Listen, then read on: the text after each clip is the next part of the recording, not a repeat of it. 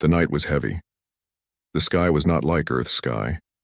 Two pale moons floated above, spreading silver light across the black desert. The air was thick with dust, and every breath felt like smoke. The village stood silent at first, a circle of stone huts and broken walls, but soon the silence turned into sound, low drums beating like a heart. The people of this world were gathering. Their feet made the sand tremble.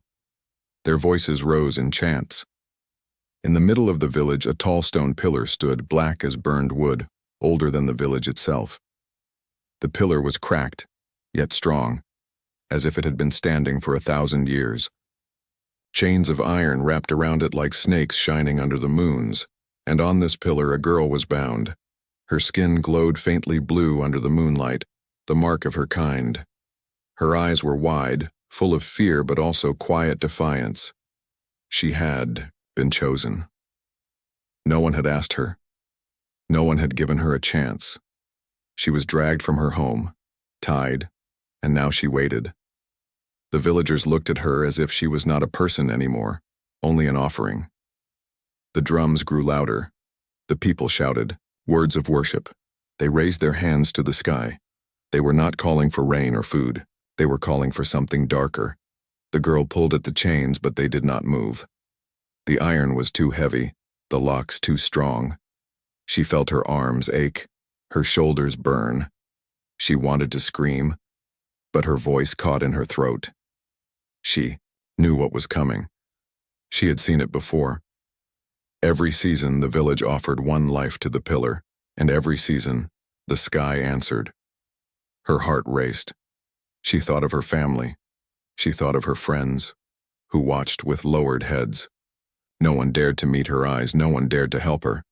To resist the ritual was death, not just for one, but for many. The law of the pillar was older than all of them. The night deepened. The wind carried whispers through the desert. The ground shook slightly as if something far below was waking up. The villagers shouted louder, believing their god was listening. Their faces were full of fear, yet they hid it with devotion. Some believed, some only pretended to believe. But no one questioned, except her.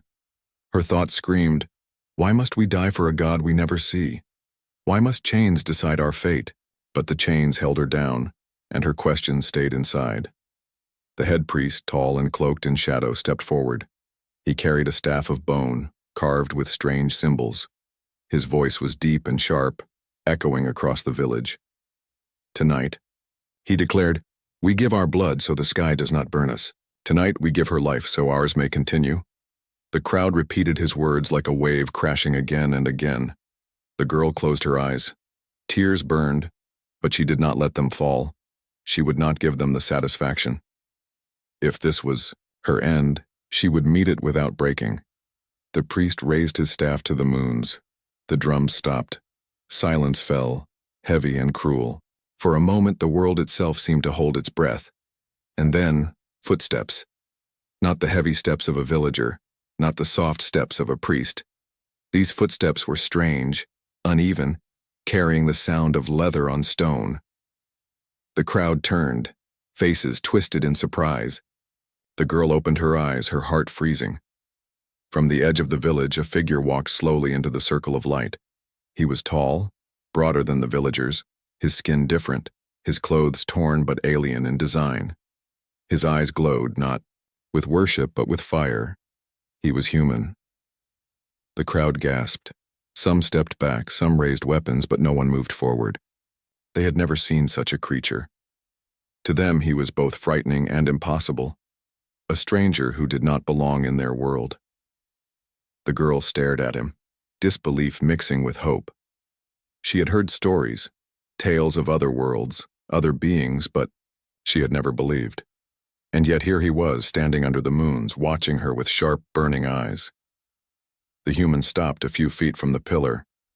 His chest rose and fell, his breath rough as if he had been running for days. His gaze moved from the villagers to the girl, then to the chains that bound her. The priest stepped forward, slamming his staff against the ground. "You do not belong here, outsider," he shouted. "Leave, or you will be given to the pillar too." The human did not answer. His face stayed calm, but inside his thoughts raged. He had seen cruelty before on his own world, in his own wars. But this was worse. A girl, chained like an animal, offered to something unseen. He clenched his fists. The girl whispered, barely able to breathe. "Help me." The human took one more step forward. The villagers screamed. The drums started again, wild and fast. The ground trembled harder, as if the sky itself was waking up. The priest raised his staff high, his voice breaking with anger and fear.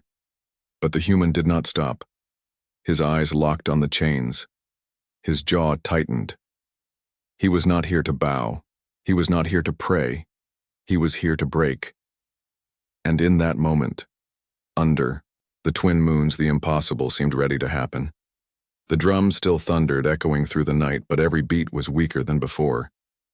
The crowd did not know whether to keep chanting or to run. Their eyes were locked on the figure who had stepped into their sacred circle. The human stood tall under the twin moons, dust clinging to his boots, sweat on his brow. His clothes were torn, marked by travel, but his posture was strong. His shadow stretched long across the sand, touching the base of the pillar where the chained girl trembled. No one in this world had seen a human before. For them he was a myth, a warning, a stranger from stars beyond reach. Yet here he was, breathing the same air, facing the same danger. The girl's heart beat fast. She did not know this man, but something in his eyes gave her strength. He did not look at her as prey or as sacrifice. He looked at her as someone who mattered. That look alone was enough to spark a fire inside her chest. The high priest broke the silence. His staff slammed against the earth, sending sparks of blue light across the sand. "Outsider," his voice roared. "This is not your place. Leave, or be crushed by the god of the pillar." The villagers shouted after him, their fear turning into anger. They called the human cursed, unclean, an intruder. Some warriors raised their spears, stepping closer, but their hands trembled. This man was different. His very presence made their faith shake. The human did not answer at first. His gaze swept over the circle, over the angry faces, and then back to the girl, bound to the stone. Her wrists were bruised from the chains. Blood marked her skin where the iron bit deep. She tried to hide her pain, but he could see it clearly. Finally, he spoke. His voice was low, tired, but firm. "She is not yours to kill." Gasps spread across the villagers. The priest's eyes burned with fury. "Not ours. She belongs to the pillar. She belongs to the God that keeps us alive. Who are you to challenge fate?" The human took a slow breath. His body ached from days of wandering this alien land. His mind still reeled from the storm that had pulled his ship through a crack in space. He was lost, stranded, alone. But at this moment he knew one thing with certainty. He could not walk away. "I am no god," he said, "but I am not afraid of yours." The crowd screamed. Warriors surged forward, their spears aimed at his chest. But before they could reach him, the ground shook harder than before. The pillar pulsed with strange light, red and angry. From the sky a deep growl rolled like thunder. The villagers froze. The priest raised his staff high. "The god awakens. The god will judge this outsider." The girl pulled at her chains, panic rising in her chest. She wanted to scream at the human to run, to leave her, but no sound came. Her voice was swallowed by the drums, by the shaking earth, by the roar of something vast and unseen. The human ignored the priest. He stepped closer to the pillar. Warriors moved to block him, but he shoved one aside, dodged another. His movements were quick, trained, like a soldier who had seen many battles. The crowd shouted louder, but fear cracked through their voices. At the base of the pillar he reached out and touched the cold iron chains. His hands trembled, not from fear but from fury. He pulled once, testing the strength. The metal groaned but did not break. He pulled harder, every muscle in his arms straining. The chains rattled, sparks flying where iron scraped against stone. The girl gasped. "You can't, it's impossible." The human looked at her, his face grim but determined. Nothing is impossible. The priest shouted orders. More warriors rushed in, stabbing their spears at the human. He twisted, avoiding two, knocking another aside with his shoulder.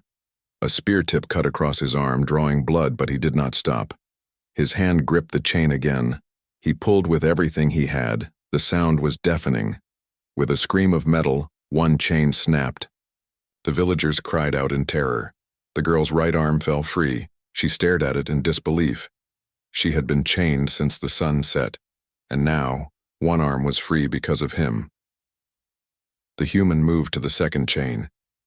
His knuckles bled, his arms shook, but his eyes burned brighter. He pulled again, harder, teeth clenched. Another snap. The girl fell forward, both arms free at last.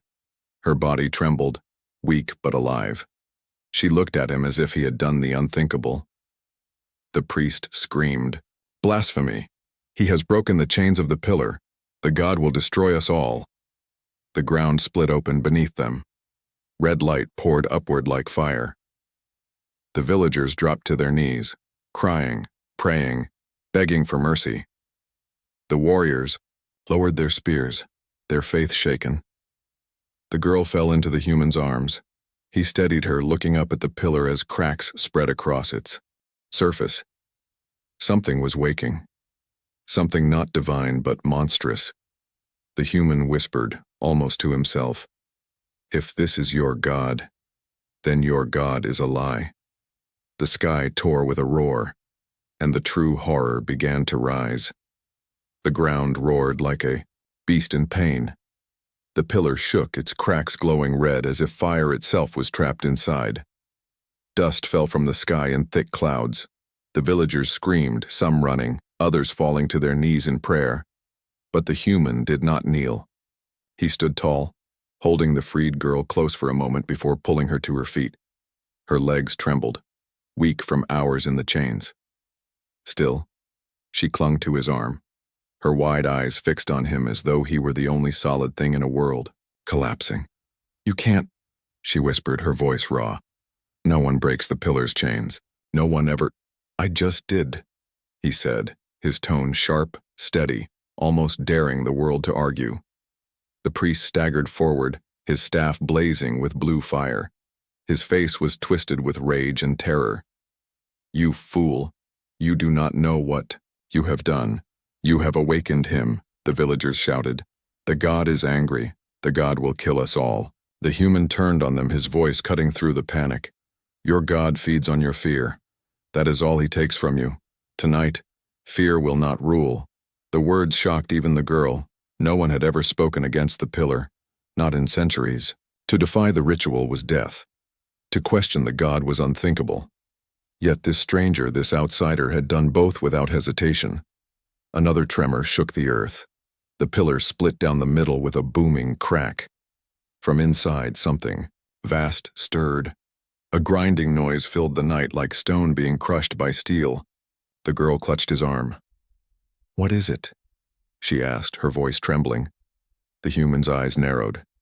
He had heard machines like this before, in old wars back on Earth.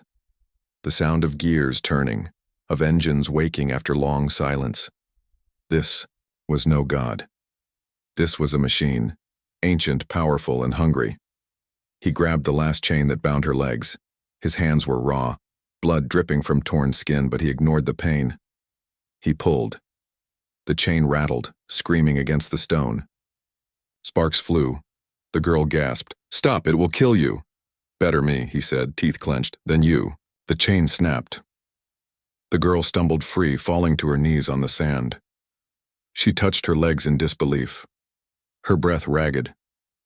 She was free. Truly free. And the one who freed her was not her people, not her priest, but a man who did not even belong to this world. For the first time, hope replaced her fear. The villagers, however, wailed louder. "Blasphemy! The sacrifice is ruined. The god will destroy us." They clutched their heads, some crawling toward the pillar, others fleeing into the desert. The priest screamed above them, his staff glowing brighter. "Kill the outsider. Kill Them both before it is too late. Warriors charged forward, spears raised. The human stepped in front of the girl, his fists ready, his body tense. He was no stranger to combat. His world had trained him in the cruelty of war. The first spear came down. He twisted, grabbing the shaft and snapping it against his knee. With one swift strike, he slammed the broken wood into the attacker's chest, sending him sprawling. The second warrior lunged, but the girl, weak yet defiant, kicked out with her freed legs, tripping him before he could strike. She stumbled, but the human caught her arm, steadying her. Their eyes met for a heartbeat, a silent understanding forming between them. More warriors surrounded them. The human fought with fury, his movements sharp and efficient. He ducked, blocked, struck, his fists and stolen weapons flashing in the moonlight. Every hit reminded the villagers that this was no ordinary man. But then, the earth split wider. The pillar exploded in a storm of stone and light. From within, a massive shape rose, black metal glowing with red veins. It was not flesh, not spirit, but machine. Its head scraped the clouds, its eyes burning like fire. Limbs of steel unfolded, long and sharp, claws tearing into the sand. The villagers screamed as one. The god has risen. The human and the girl turned, staring up at the towering figure. It was no god. It was a machine built to terrify, to enslave, to demand blood. Yet the power in its presence made the air heavy, made their hearts pound in their chests. The priest dropped to his knees, arms raised. O Great One, destroy the unworthy. Take their lives for your glory. The machine's eyes scanned the crowd. Drones flew from its back, buzzing like insects, their red lights searching. The ground shook as the giant shifted, its claws digging trenches into the earth. The girl grabbed the human's hand, pulling him toward the shadows. We must run, she cried, but the human did not move. His gaze stayed locked on the monster. His jaw tightened. No, he said, his voice low, certain. If we run, it will hunt us. If we hide, it will enslave you again. This ends here, Girl stared at him, fear and hope clashing in her heart. He was just one man against a god machine. It was madness. Yet, he had broken the unbreakable chains. Perhaps madness was what they needed. The machine raised one claw, red fire, glowing along its edges. The ground beneath them split open, the heat burning their skin. The human tightened his grip on her hand. His eyes burned with a fire the villagers had never seen before. Stay behind me, he whispered. And as the claw came crashing down, he stood his ground. The sky itself seemed to split apart. The pillar, once a silent monument, now lay in ruins, broken by chains and fire. From its shattered heart, the god machine rose higher and higher, its body unfolding like a nightmare of steel. Its eyes glowed red, scanning the world below. With each movement, the ground quaked, sand rippling like waves. The villagers fell flat on their faces, their screams echoing across the desert. Some cried for mercy, others begged for death to be swift. The priest was on his knees, arms raised, in devotion. His voice cracked as he shouted, "O Great One, punish the thief, punish the girl, spare your loyal servants." The human did not kneel. He stood in the open, blood on his hands, his chest heaving. The girl, trembling, pressed against him, her fingers digging into his arm. She could feel his heart racing, not with fear but with fire. The machine bent forward, its massive shadow swallowing them whole. Its voice came not from a mouth, but from deep within its core. A metallic roar vibrated through the air, shaking, bones rattling teeth. The sacrifice is broken. The words were not spoken. They were carved directly into the mind, heavy and cold. The girl flinched, covering her ears though no sound came from outside. The human narrowed his eyes, refusing to bow to the voice. The machine raised its claw, red light pulsing along its arm. It struck the ground, missing the pair by a breath. The impact sent a shockwave ripping through the village, shattering huts, tossing villagers into the sand like toys. The girl fell, the blast knocking the air from her chest.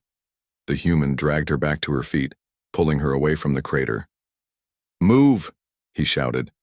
The two of them ran across the burning sand, dodging falling stone and collapsing huts. Behind them, the god machine shifted, its claws carving new scars into the earth. Drones swarmed from its back, buzzing like angry wasps, chasing the pair with beams of red light. The girl stumbled. Her body was weak, her chains only just broken, her muscles screaming in pain. The human caught her arm again, pulling her up without slowing. He glanced back at the drones, his jaw tightening.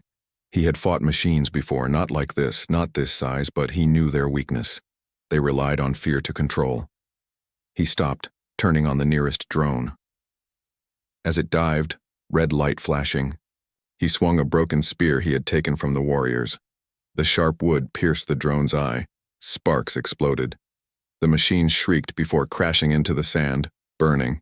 The girl's eyes widened. "You killed it." The human nodded once. "And we can kill the rest." The villagers gasped as they watched. No one had ever fought the drones. They had always bowed, always sacrificed, always obeyed. But this outsider, this human, fought without hesitation. The machine's voice thundered again. Defiance is death. Its claw swung again, smashing, into the center of the village. Dust filled the air. The priest cried out, his staff glowing brighter as he begged for protection. But the machine did not care. It had no loyalty, no mercy. It only fed. The human pulled the girl into the ruins of a broken hut. They crouched low as drones circled above. The girl clutched her chest, her breath ragged. "You don't understand," she whispered. "It cannot be stopped. It is eternal. It is the god of the pillar." The human looked her straight in the eye. His face was hard, but his voice was steady. "It's not a god. It's a machine. And machines can break." The words struck her like lightning. She had grown up in chains of belief, never daring to question. But this man, he had no chains. His words planted a seed in her heart. Dangerous, but alive. The machine roared again, its head turning toward them. Red beams cut through the ruins, melting stone like wax. The heat seared their skin as they ducked lower. The humans scanned the wreckage around them. Broken spears, shattered stones, burning wood. He grabbed what he could, making quick weapons. The girl watched, her fear clashing with rising courage. He handed her a shard of stone. "If it comes close, don't freeze. Fight." She stared at the weapon, her hands shaking. No one had ever told her to fight before. She was supposed to be the victim, the sacrifice. But now, she was something else. The drones dove again. The human leapt, slamming one against the wall with his spear. The girl, heart pounding, swung her shard at another. She missed the first strike. But on the second, the stone cut through a weak joint. Sparks burst as the drone crashed. She gasped at what she had done, trembling, but alive. The human gave a small nod. "Good. You're not weak. Don't let them tell you otherwise." Above them, the machine spread its arms. Its chest opened, revealing a blinding red core. Energy built inside, humming louder, shaking the ground. The priest shouted with joy. "The god will burn the unworthy. The god will cleanse the world." But the human knew what was coming. It was not divine fire. It was a weapon, mass destruction. If that core released, the village would be nothing but ash. He grabbed the girl's hand. "We can't fight it head on, not yet. We need to move. Now!" They sprinted across the ruins, dodging debris, fleeing toward the dark forest beyond the village.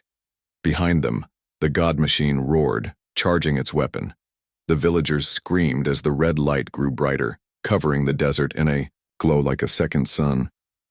The girl looked back once, terror in her eyes. If it destroys the village, the human cut her off. his voice hard as steel. Then we end it before it destroys everything. The forest loomed ahead, dark and alive with strange sounds. They vanished into its shadows, just as the god machine's weapon fired. The desert lit up in a storm of fire. The forest swallowed them whole. One moment the pair were running across burning sand. The next, they were under black trees that twisted toward the moons like claws. Their branches dripped with glowing vines.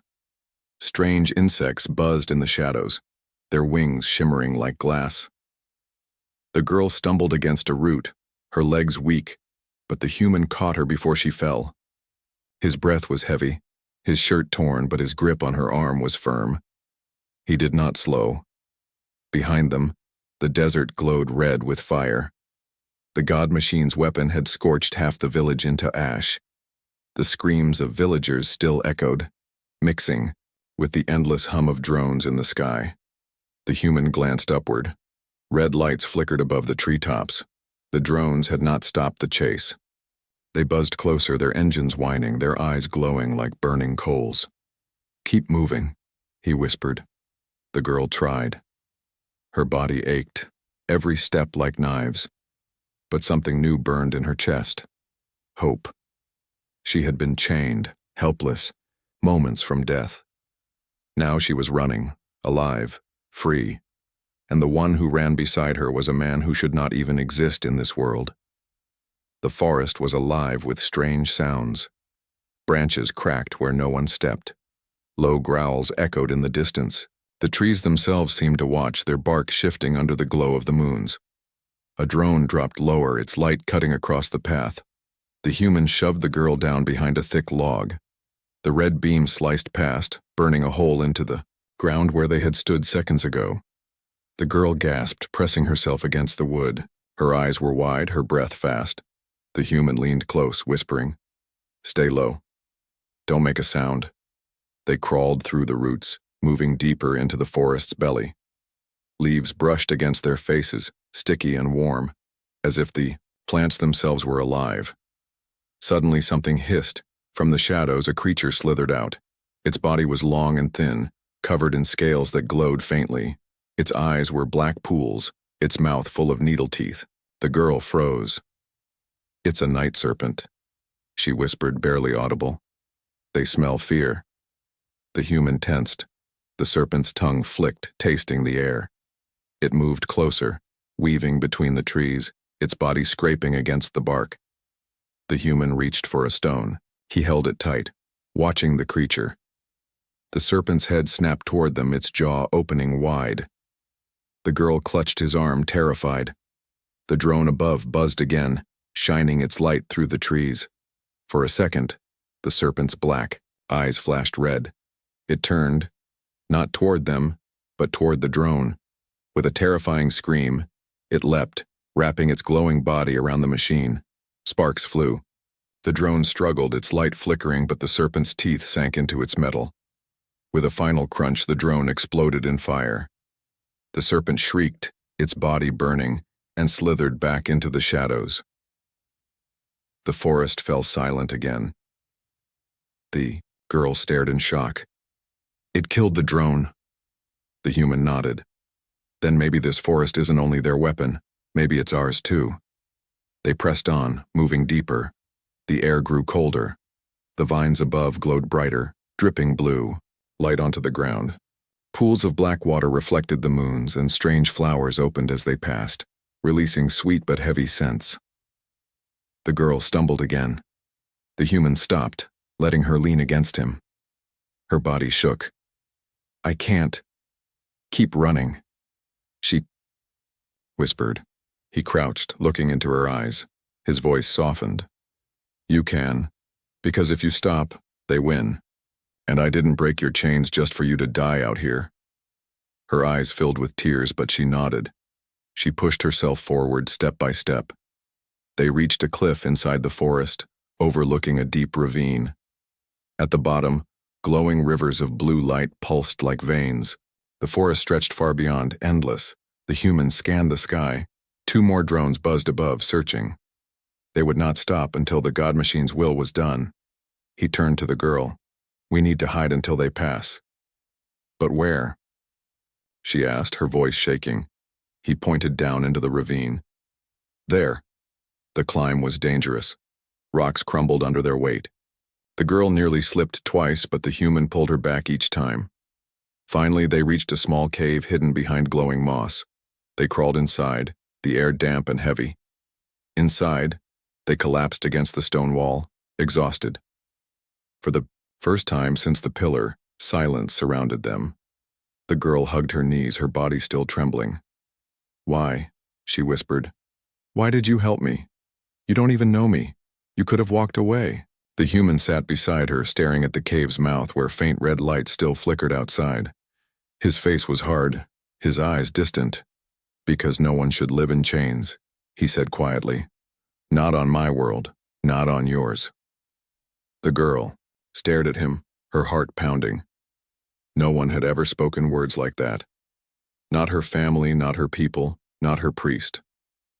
For the first time, she wondered if her life was more than fear and sacrifice. Outside, the drones hummed past, their lights fading into the distance. But the god machine's roar still echoed faintly through the forest, a reminder that this was not over. The girl leaned her head against the cold stone. What happens now? The human did not look at her. His eyes stayed fixed on the dark forest beyond the cave. His voice was steady but heavy. Now, we survive. And then, we fight back. The forest answered with another distant growl, as if warning them both.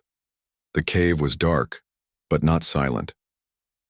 Drops of water fell from the ceiling, echoing like slow heartbeats. The glowing moss outside spilled faint blue light into the stone chamber, just enough to show the outlines of the human and the girl. They sat side by side, their bodies exhausted, their breaths unsteady. For a moment, neither spoke. Only the forest whispered around them, the distant roars of unseen creatures, the faint buzz of drones searching above, the crackle of fire far behind where the village had burned. The girl hugged her knees, staring at the floor. Her wrists were raw from the broken chains. Every time she touched them, she remembered the cold iron, the chanting crowd, the priest's voice declaring her death. But now she was free. Because of him. Finally, she broke the silence. You shouldn't have done it. The human turned his head, his eyes narrowing. Shouldn't have done what? Freed me, she whispered. Her voice shook, heavy with fear and guilt. You don't understand. The pillar, and it wasn't just a place for sacrifice, it was a key, a door, it keeps the god asleep. Without it, nothing holds him back. The human leaned forward, his elbows on his knees. His voice was steady, low. So you knew. Her eyes filled with tears. I knew the stories. I heard the elders whisper when they thought I was asleep. The sacrifices weren't gifts. They were fuel. Every death fed the machine, kept its power bound inside the pillar. That's why no one resisted, because if we stopped... She looked up at him, her voice breaking. He would wake, and now he has. The human was silent for a moment, his jaw tight. He had suspected as much. Machines didn't sleep like gods. Machines needed energy. And what better way to control a people than to make them believe their deaths kept the world alive? He spoke at last. Then your priests lied. They made your people slaves to a machine. Her hands clenched into fists. They said it was holy. They said it was the will of the sky. But all this time, we were feeding a monster. She looked at him, her voice trembling. You've doomed us. You don't know what it means to break the chains. You don't know what he will do. The human met her gaze, his eyes burning. I know exactly what it means. It means he was never a god. He was a parasite. And parasites can be killed. The girl stared, shocked by his certainty. No one had ever spoken about the god like that. Not even in secret. Her people didn't question. They didn't fight. They obeyed. Yet this man, this human, looked at the monster and saw not fate, not divinity, but a target. Her heart raced. How? He is older than our world, stronger than any weapon. Entire villages vanish when he wakes. The human leaned back against the wall, closing his eyes for a moment. Memories of Earth flickered through his mind. Machines of war, towering, metal beasts, battlefields of fire. He had seen great weapons fall before, he had made them fall. Machines, he said quietly. All have weaknesses. They may hide them, they may bury them, but they exist. And if your pillar was his cage, then maybe destroying what remains of it is the key. The girl shook her head quickly, panic flashing in her eyes. No. If we destroy the pillar completely, his full power will be free. There will be nothing left to stop him. Or, the human countered, his voice calm but sharp, it will cut him off from the energy he feeds on. No sacrifices, no power, no control. He will starve. Silence hung heavy between them. The girl wanted to argue, but part of her knew. He was right. The sacrifices had always been the fuel. She had felt it deep inside when the chains bound her. The pillar did not protect them. It drained them. She whispered almost to herself. We have lived for centuries in fear of him. We called it worship, but it was fear. The human looked at her, his voice steady. Then maybe it's time someone stopped being afraid. The words struck her deeper than she expected. She lowered her head, tears sliding down her cheeks. For the first time, she felt the full weight of truth. Her people weren't cursed, they weren't chosen. They were enslaved. And the only reason she was alive now was because someone who did not belong here had refused to kneel. Outside the cave, the forest stirred. The sound of wings filled the air, not drones, but something else. Large, heavy, organic. The girl tensed, wiping her face. What is that? She whispered. The human stood, moving to the cave entrance. In the distance, through the glowing trees, shadows shifted. Massive shapes glided between the branches, their wings stretching wide, their cries low and haunting. The girl crawled to his side, her eyes widening. Sky hunters, she said. They only come when the forest is restless. The god's awakening has stirred everything. The human's hand tightened around the broken spear he still carried. His jaw set. Then the whole world is reacting to him. The girl nodded slowly. Her voice was low, almost reverent. If he is not stopped, he won't only destroy my people, he will spread. Beyond the forest, beyond the desert, beyond even this world. The human's eyes hardened. Then we don't wait for him to come. We take the fight to him.